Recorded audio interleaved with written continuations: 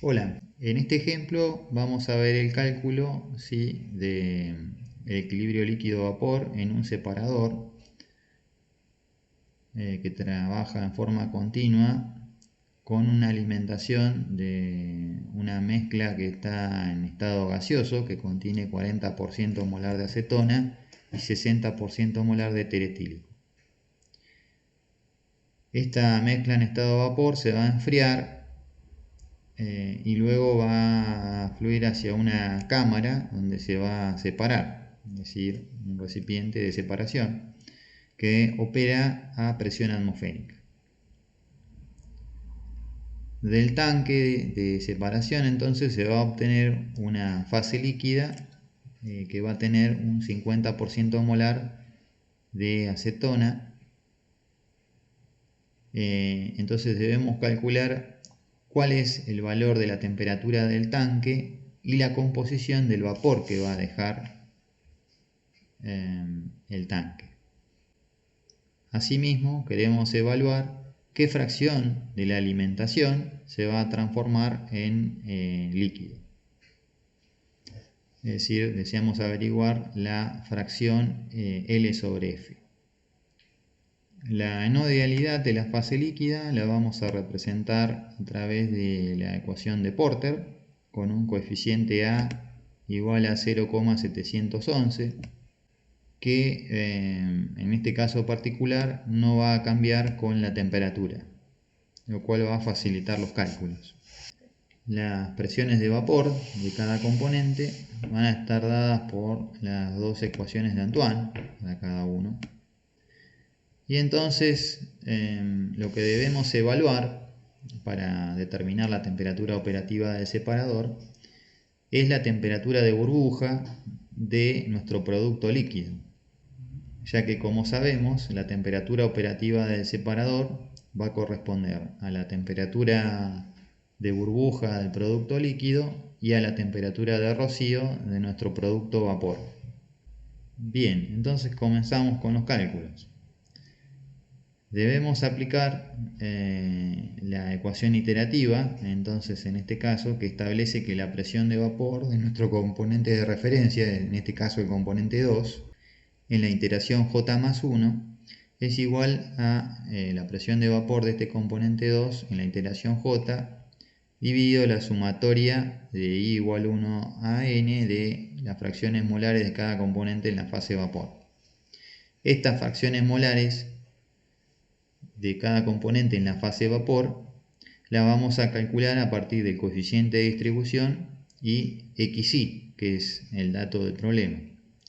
El coeficiente de distribución lo tenemos que estimar en función del coeficiente de actividad, la presión de vapor de cada componente dividido la presión. El coeficiente de actividad entonces lo vamos a estimar a partir de nuestra ecuación de Porter. Obtenemos que los coeficientes de actividad, bueno, en ambos casos van a ser igual porque la composición de esta mezcla producto líquido es 0,5. Entonces gamma 1 es igual a 1,1945 y gamma 2 también. Para hacer el cálculo, entonces según el algoritmo que vimos anteriormente, estimamos un primer valor de temperatura. Esta temperatura tendría que estar entre la desaturación del componente 2 y la desaturación del componente 1, es decir, entre 307,7 Kelvin y 329,3 Kelvin. Estos valores los estimamos entonces a partir de las ecuaciones de Antoine, despejando en forma inversa las temperaturas a partir de la presión operativa de 760 milímetros de mercurio. Los coeficientes de distribución en este caso van a ser igual a gamma sub i por la presión de vapor del componente I dividido la presión, es decir 1,1945, el valor del coeficiente de actividad, por la presión de vapor del componente 1 dividido 760 y X y K sub 2, coeficiente de distribución del componente 2, va a ser igual a 1,1945 por la presión de vapor del componente 2 dividido 760. Como primer valor de temperatura estimamos unos 320 Kelvin, ¿sí? Con este valor de temperatura entonces evaluamos las presiones de vapor del componente 1 y del componente 2 y los coeficientes de distribución del componente 1 y del componente 2. Luego con estos valores determinamos cuánto vale I sub i, es decir, la fracción molar de cada componente en la fase vapor, haciendo K sub i, digamos, por xi. X es un dato del problema, en este caso es 0,5. Entonces hacemos 0,5 por 0,8619 y 0,5 por 1,8050. Y obtenemos estos dos valores, ¿sí?, de composición o de fracción molar de cada componente en la fase vapor. Recordemos si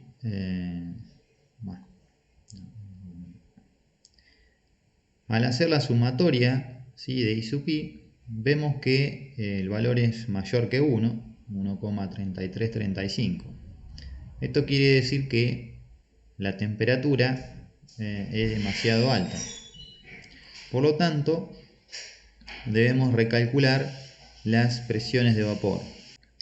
Recalculamos entonces la presión de vapor de nuestro componente de referencia, el componente 2. Para esto hacemos la presión de vapor de nuestro componente 2, que evaluamos a partir de nuestra primera temperatura estimada, dividido la sumatoria de I sub i. Esto nos da un valor de 861,2 milímetros de mercurio.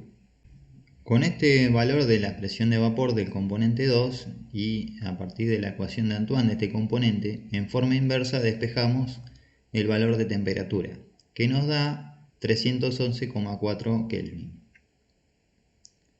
A partir de este nuevo valor de temperatura, reevaluamos la presión de vapor del componente 1.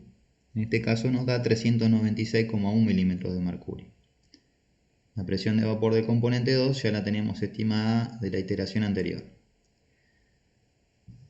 Con estos valores de las presiones de vapor, reevaluamos los coeficientes de distribución del componente 1 y 2, respectivamente, a partir de las ecuaciones, ¿sí?, teniendo en cuenta el valor, ¿sí?, del coeficiente de actividad, que en este caso no se ve modificado porque estamos haciendo que el coeficiente de Porter no varíe con la temperatura.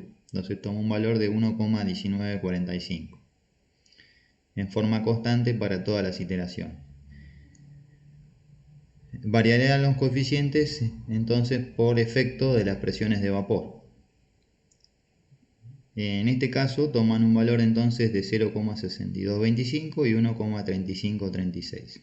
Evaluamos la composición de la fase de vapor, es decir, la fracción molar del componente 1, ¿sí?, multiplicando los coeficientes de distribución por la fracción molar de la fase líquida, en este caso 0,5. Nos da un valor de 0,3113 y 0,6768 para el componente 1 y 2. Mientras que la sumatoria de I sub i en este caso nos da un valor menor a 1, pero más cercano. En este caso nos da un valor de 0,9881. Entonces volvemos a calcular la presión de vapor del componente de referencia para volver a hacer una nueva iteración. En este caso haríamos 861,2 dividido 0,9881. Eso nos da un valor de 871,7, un valor muy similar. En este caso volvemos entonces a recalcular con la ecuación de Antoine de este componente la temperatura operativa, que como vemos da un valor muy cercano, de 311,7 Kelvin, prácticamente el mismo valor. Por lo tanto, las presiones de vapor se ven levemente modificadas. En el caso del componente 1 está tomando un valor de 401,4 milímetros de mercurio. Con estos nuevos valores de las presiones de vapor recalculamos los coeficientes de distribución y luego la fracción molar de cada componente en la fase vapor. Y en este caso vemos que la sumatoria de I sub I es prácticamente 1, por lo cual podemos considerar que hemos convergido al valor de la temperatura de burbuja.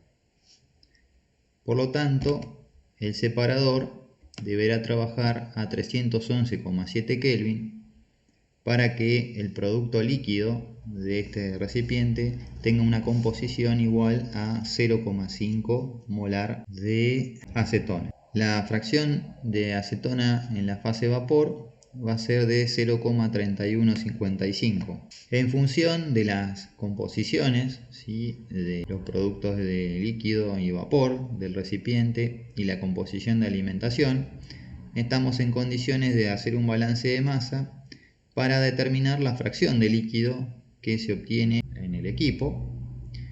Es decir, en este caso haríamos los moles alimentados de acetona, 0,4 por 100, igual a los moles de acetona que se obtienen en el producto líquido del separador, igual a 0,5 por L, más los moles de acetona que se obtienen en el producto vapor, que sería 0,3155, la composición de acetona en la fase vapor, por el caudal de vapor. Como B es igual a F menos L, según el balance global, es decir, el caudal de alimentación menos el caudal de líquido producido, entonces podemos reescribir esta ecuación en función de L, con lo cual nos va a quedar una expresión de la cual podemos despejar el caudal de líquido, el cual nos termina dando un valor de 45,8 moles. Y así llegamos al final de este ejemplo.